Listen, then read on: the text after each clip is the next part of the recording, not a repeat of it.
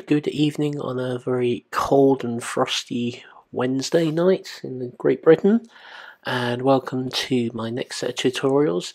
I will be doing the Klingon ships, but I've had a couple of requests to do a science vessel, or at least a science captain. So this next series will be based on my level 50 Federation science character. The captain is a Betazoid. And as you can see here, she's commanding a Wells class science ship.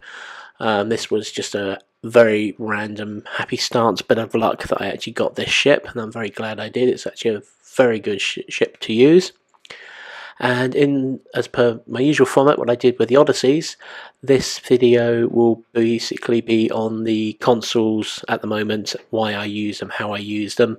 As I've said before, this video is just a guide to how I build my ship, and I hope it will add 2 pointers about how you might wish to set up your own ships. And this is just not the guide to make the best ship.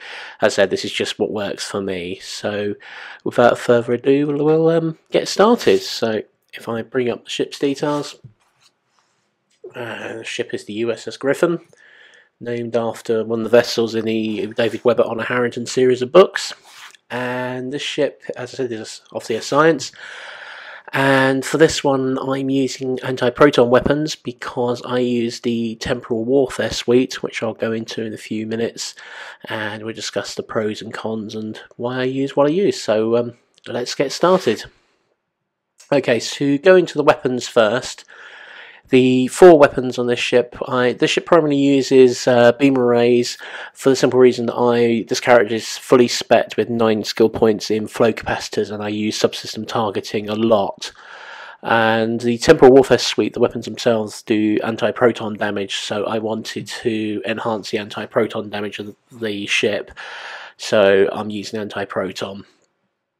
And so in the 4 array, I've got 1 anti-proton beam array with accuracy, crit H, and damage. So basically I'm getting a plus 20 crit severity with 10% accuracy and a bit of a bonus to damage. So base damage 251 anti-proton. That gives me a 250 degree arc, so I don't necessarily have to have the front of the ship pointing nose onto a target, but it gives me that flexibility to practically broadside, for want of a better description. And to note, the aft beam arrays are actually the same type as well, so they're exactly the same model. Now moving on, the next forward weapon array that I have is a Chronoton dual beam array. This is part of the temporal warfare suite. And this one does anti-proton damage, and unfortunately this one's main modifier is it gives you a 40% critical severity, but also to note is that when it hits a target there's a 2.5% chance to significantly reduce the flight speed and turn rate of the target that you're hitting with that array. Now that's actually quite useful, and this build revolves around disabling a vessel or slowing it down to reduce that target's defense value. Once its defense value is reduced, then you are basically pummeling a target better. So if you reduce their defenses, it's a good thing. Now, moving then on to the torpedo launcher, and for this ship, this is actually using one of the fleet weapons. This is ones you can buy from your fleet star bases if you've got your tiers up there. And this is obviously a Mark 12 purple, and this one is damage 3 with an accuracy. I would have liked to have had a bit more accuracy, and there are Chronoton torpedoes out there of accuracy, but what I want to do is to do a little bit more damage. Now the temporal warfare suite actually gives you a bonus to Chronoton weapons, and I'll go into that in a few moments. And I'll show you that, but yeah, I'm using one of the Fleet Advanced Chronoton torpedoes here, so really good actual weapons you can pick up. And when you use a temporal warfare suite, the Chronoton torpedoes actually become very practical, and I'll show you why shortly. Now, just to move on to the aft weapons, the very last slot. This is the second part of the temporal warfare suite, and that's a temporal disruption device. It's basically very similar to a tricobalt device, I think is the best way to describe it.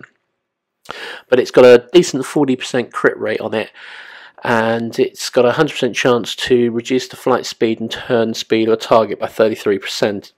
as well, so a very good little weapon.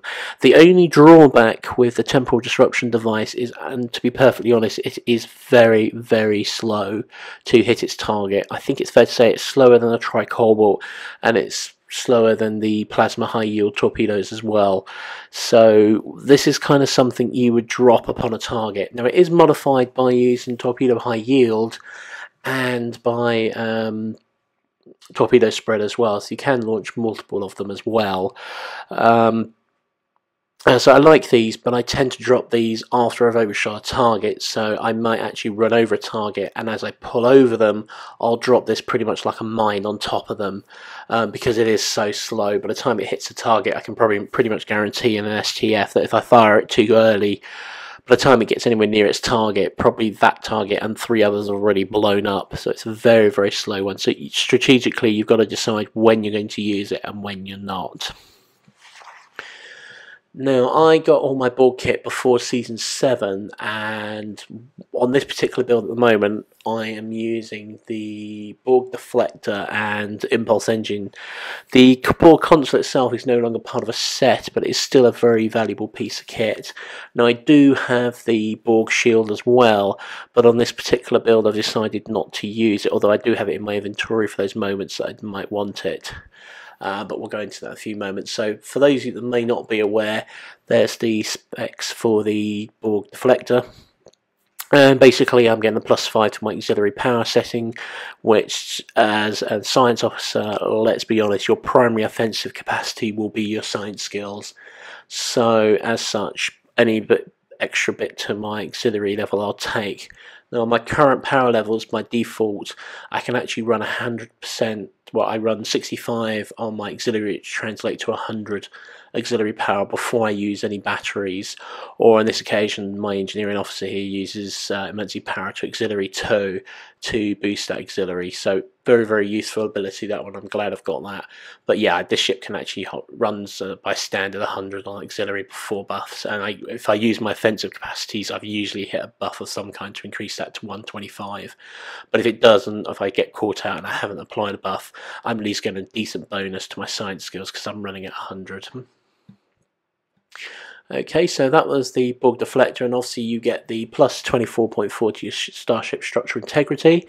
You also get a bonus to your starship inertial dampeners, graviton generators. If you're any type of science tune, you're going to be using graviton generators, so any bonus to that is greatly accepted. You also get a +24 to your starship power insulators, which is also good. And the deflector itself is also being affected by a duty officer, in fact 2 of them, which you'll notice in the description. I've got a 20% chance to reduce deflector abilities by the recharge time by 60%. We'll go into the duty officers in the next video. Now obviously the engine, as I said, is the Borg deflector, which gives me a +5 to my engine power settings, so always useful. It gives you a plus to your flight speed and a little bit of extra to your turn rate. Something to note is the Wells class actually does turn very, very well. It's probably not quite as quick as an Escort, obviously, but it's still very, very respectable, and as such it means I can spin the ship nose onto target, especially when I want to use deflector abilities such as Gravity Well and Tychon's Rift, for example. So key is here to obviously have a ship that's very manoeuvrable to turn itself to use those deflector powers when you need them. Now my shield array is actually another purchase from our fleet store within our fleet, and that's the Advanced Fleet Resilient Shield, the Mark 12, ultra rare, and it's cap ×3 and then Res B. Now this is basically 9,804 maximum shield capacity with 5% absorption and 5% bleed through, and it's got a regeneration of 286.7 shield regeneration every 6 seconds, at least on this particular build.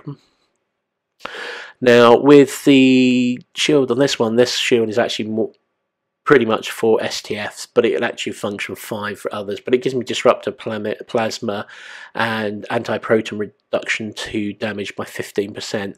This is actually a really good shield, especially for STFs, because of that reduction to plasma damage.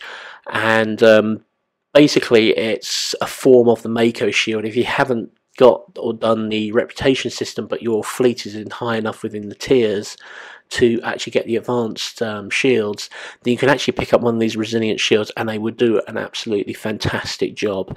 That's no word of a lie there. It really, really does a fantastic well.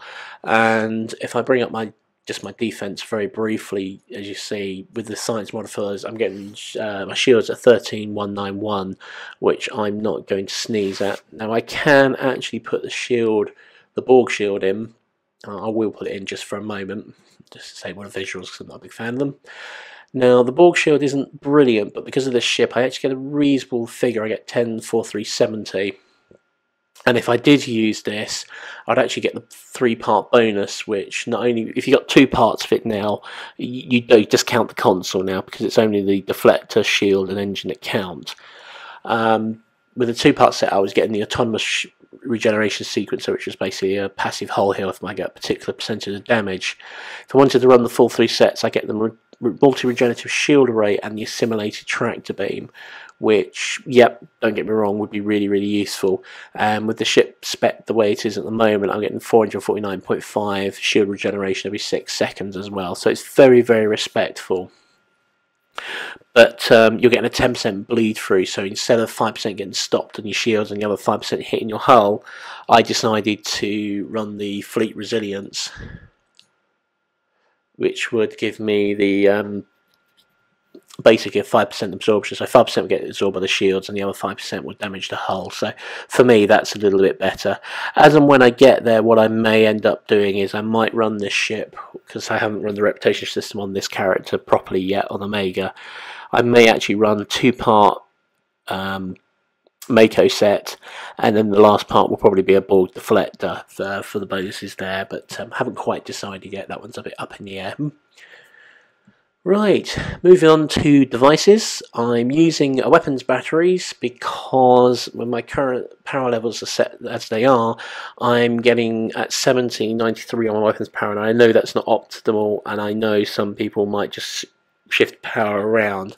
Now this tune is spec to shift power around quite respectful, but that is pretty much my default setting for my weapons, so I'm afraid I'm not doing quite as much DPS, but I'm compensating by using my science skills for crowd control and for healing other team players, so pug teams or within fleet engagements that I'm in. So really, really useful that. And then auxiliary batteries, as a science captain, I will be using auxiliary batteries a lot, although I do have other methods to boost my power up, like emergency to auxiliary, and I've got my ever favourite other console in there, which we'll see in a minute. Now the last device slot is the good old subspace field modulator. You can get it by running a mission. It's a skirmish in the first of the Davidian series, and yeah, there's not a reason not to have that, to be honest. Especially in a science ship, you are going to be a little bit squishier once your shields are down, because you're not going to be hull tanking, but you can definitely shield tank in these ships. So yeah, definitely a console to have in there, especially if you do get your shields pummeled down in elite STFs. And a plus 15 defense for 15 seconds again is something really, really valuable, and then a plus 34 to all damage resistance. So yeah, good console. If you don't have it, probably a good idea to get one and experiment with it and see if it works for you. Now, moving on to the engineering consoles. At the moment, this character's not got purples at the moment, but except for 1 or 2. But console-wise, I've got an Engineering Mark 12 blue plasma distribution manifold that gives me a plus 3.8 to my weapons power, because I'm trying to boost my weapons power. If I happen to find a Mark 12 purple, that'll only give me a plus 4, so not a massive improvement. I think it'll probably bump me up to probably 94 on my weapon power. Excuse me. But again, I'm just giving a little boost there to my power settings there, so I'm happy with my auxiliary. My second engineering console is the good old Neutronium Ally. This is only a Mark 11 blue with the usual plus 17.5 kinetic damage resistance, and then the plus 17.5 all energy damage resistance rating as well. This is my universal console. This will go in any of my ships. It's a very, very good console, this one, if you want just an all-round defense. Now, there are other methods to which I can increase my hull For example, I could use polarized hull. I've got hazard emitters 3 on this ship, so I get some pretty decent damage, and I must admit I can't complain here. Now what I could do is swap my bridge officers round a little bit, and I could actually swap the engineering team and emergency auxiliary power, swap that over so I use emergency to auxiliary power 1, and then in the lieutenant slot universe, which I use for engineering, I could actually put in their auxiliary structural integrity field. So it wouldn't be quite as beneficial as engineering team, but I would get a quick heal over time, and also get the damage resistance. And that's something I am considering, is actually swapping the bridge officer powers around a little bit, just swapping it out and seeing what happens. But as I said, this video is just what I'm using at the moment. And then last but by no means least is the Borg Universal Console. Again, unfortunately, you can no longer get this one from running just a standard mission. It's now part of the reputation system, so you're going to have to grind for it. But you do get a plus 0.92% critical chance and a plus 9.2% critical severity. So really, really useful there, that console. You also get a plus 5 to the weapon power settings. Again, anything that boosts up your power, especially as a science ship. And then they also get a plus 5.1 to my starship hull repair, which is also very, very useful. And then also you get a plus 22.9 to starship graviton generators as well. So mix that with a Borg deflector, you're getting one heck of a bonus to graviton. And graviton skill itself, that has a bearing on my chronoton torpedoes. It's not just based on your torpedo skill, it's also based on the graviton skill. But also tractor beams, which I do use on this ship, also have an effect as well with graviton generators. So get a very, very good bonus there to my graviton generators. Excuse me. Now moving on to my science console, my first one is the Universal Enhanced Plasma Manifold. This one, when tripped, will give me the plus 33 shield power setting for 20 seconds and the plus 33 auxiliary power setting for 20 seconds as well.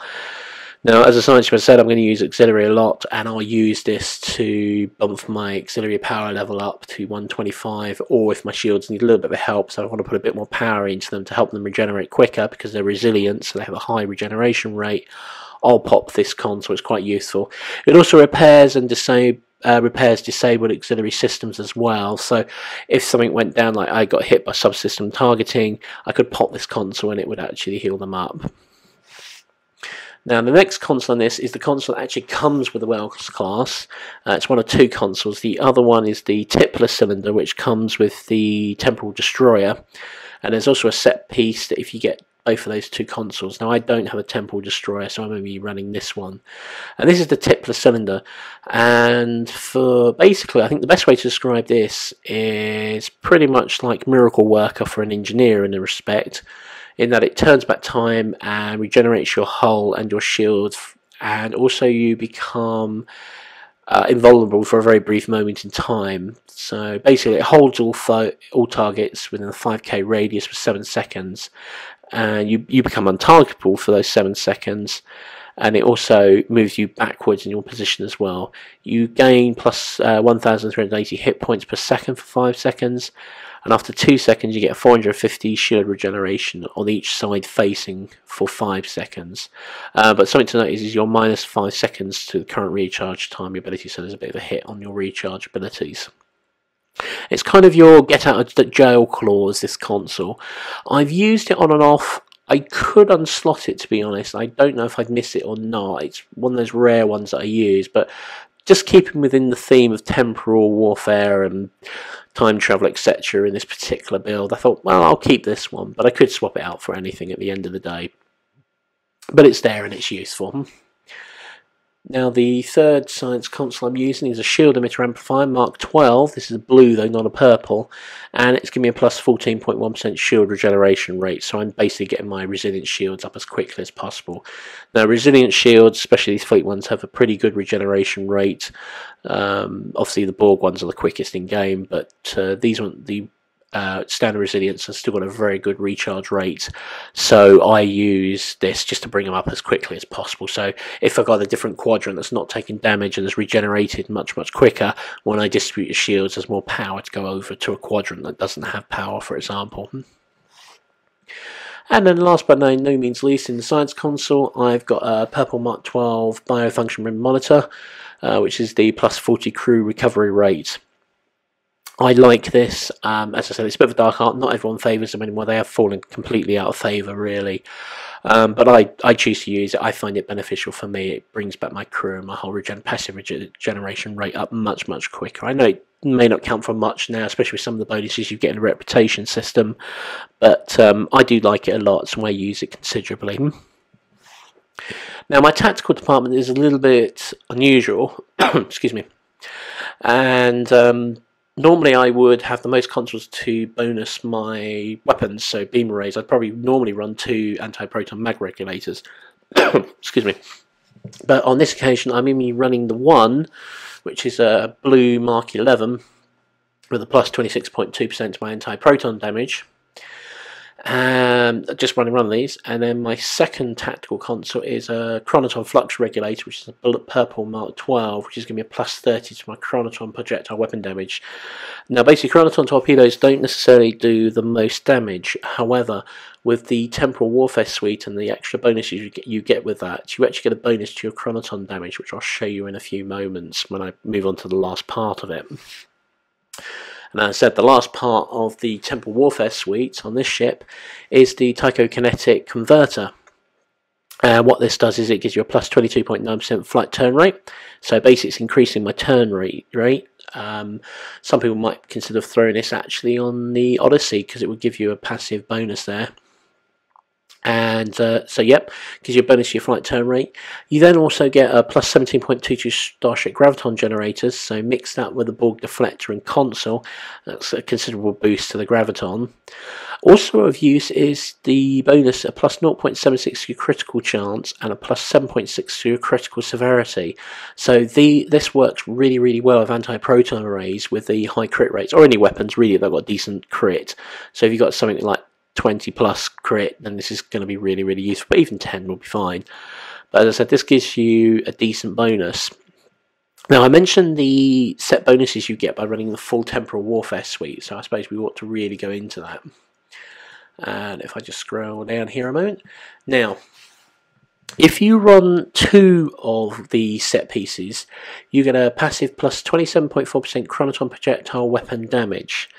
Now, what that equates to is basically that console, the Tychokinetic console, is giving you a free console, equivalent of or just over a purple Mark, blue Mark 11 chronoton torpedo bonus again. So it's acting like another chronoton flux regulator. So you're getting the equivalent of having a purple Mark 12 that I've got already, and another blue Mark 11 slotted. So basically you're increasing the damage of your chronoton torpedoes. So it brings them up to a pretty decent damage rate when they're used. And I tend to favour torpedo spread when I use chronotons rather than high yield, although the temporal distortion device that's in the stern of my ship would actually benefit better from high yield torpedo, I find, rather than torpedo spread, but that's the sacrifice I made. Now, the other bonus when you get the 3 set is the temporal inversion field. Now, I find this really useful for locking down targets. It's a toggle power up to 20 max, affects a target within a 5 kilometer sphere, and it's 3-minute recharge as well. Now, what it does to enemies is, again, the temporal feel is anyone targets within the 5.0 kilometers will get a minus 200% flight speed. Any small minus 400 flight speed against small craft, so anyone using fighters or carriers and you're coming up against one, pop this and it's going to pretty much upset their small craft. Also, the target's going to get a minus 150% turn rate and a minus 150% power recharge speed, so basically you're debuffing them. But something extra you get if you run this on a temporal vessel, so this would only be on the Wells or the Temporal Destroyer one, is that you get a buff as well by using it. You basically get a plus 50% to your flight speed, so you become faster. You get a plus 100% to your turn rate, which is fantastic, really is, because you can basically turn and use your deflector powers much quicker. But you also get a plus 150% power recharge speed, so all your abilities will be on, or for want of a better word, will be on overdrive. They'll actually come up quicker, so all your abilities will actually recharge much quicker. Now, I can imagine this with a Mako set with the little buff you get to all recharge abilities. This power would actually work quite well with a Mako set as well. But basically in the theme of temporal, it's basically slowing the target down, buffing you so that you can keep them debuffed for longer. So really, really useful ability, this one. Yeah, I mean, holding down nanite probes, this is fantastic. If someone screws up, you could easily pop gravity well, suck everything into that gravity well, pop this within the 5 kilometer radius, and they're not going anywhere. Or even you could just pop gravity well, hold the targets until gravity well wears off. If there's still anything left that the escorts haven't picked off, pop this then to slow them right the way down while they're taking down one of the gateways. So yeah, it's really useful ability, this one, and the 3-part set is just nothing to sneeze at. So really useful, that one. Very, very good in the science ship or even the temporal destroyer, and it does anti-proton damage. Now, damage figure wise, what I'm looking at may not seem like much, and it is a little bit low, but then again, I am a science ship, so I'll be doing 623 at standard power level at the moment, damage with 498 on damage, so not brilliant, I realise. Now my dual beam array will be doing 790 damage with 632 DPS, so again, popping a battery to increase this will bring it up to 125, so I'll be doing more damage. Now, as I said, the damage that you get and bonuses you get, so the purple Mark 12 Chronoton Flux and the Tachokinetic Converter with the 2-part set that gives you the bonus, the Chronoton Synchronicity, so it gives you a free Mark 11 blue buff as well, console buff. My Chronoton torpedoes are now doing 4,443.2 kinetic damage. May not be doing the highest DPS, but definitely very good kinetic damage now, so it's kind of coming on to the low end of the quantum torpedo damage, so that's nothing to sneeze at. It's pretty decent damage. So yeah, that's the first part of this tutorial, really, a little run through about the consoles and how I'm using them and why I'm using them. I hope that's useful to everybody, and in part 2 I'll be discussing my bridge officers and duty officers, and then in part 3 I'll be discussing the way my character is spec'd and why she's spec'd the way she is. So I hope that's of use to you. Something to note, just as a footnote, I've actually purchased a new microphone now, so I hope the sound quality is going to be improving more. I actually picked up a Blue Yeti microphone, which seems to be very popular, and I must admit I'm very impressed with it, so I hope the sound quality is going to be increased somewhat, while you bear with me while I'm learning to obviously make these videos and editing them in Final Cut Pro and editing sound and trying to improve the sound quality. So I hope things improve over time and you'll get to appreciate it a lot more. So yeah, so that's really pretty much part 1. I'll leave you just with a quick shot of the ship, which I actually think looks beautiful to me, or very organic, in almost a bit like a stingray in some respects, like the stingray from the ocean. So yeah, so I hope you enjoyed part 1. Part 2 and 3 to follow soon. Maybe a bonus part 4 with combat footage. I'll probably do that from an STF point of view. And I'm working on the KDF tutorials as well. They're currently going to be recording probably later on this week and be going into post-production, so editing and seeing how things look. So I hope you enjoyed that, and I look forward to speaking to you all again in the next part. Thank you. Oh, just something quick note, this video is also dedicated to one of our UFC members of the Alliance Central Command. We're also part of the UFC, which is United Fleet Coalition. And this video is actually part of a request for a Captain O'Neill. So if you're watching this, this is a tip of a hat for you, mate, because I know you requested a Federation Psych officer, so I postponed the KDF briefly just to do this one for you, so there'll be a couple of more parts to come. Alright, so as I hope everyone enjoyed that, and I look forward to speaking to you all again in part 2. Thank you. Good night.